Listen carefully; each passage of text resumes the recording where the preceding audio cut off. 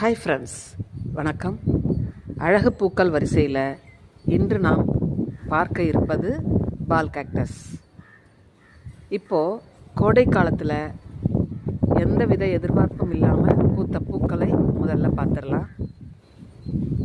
போகன்வில்லா எவ்வளோ அழகாக பூத்தாச்சு பாருங்கள்.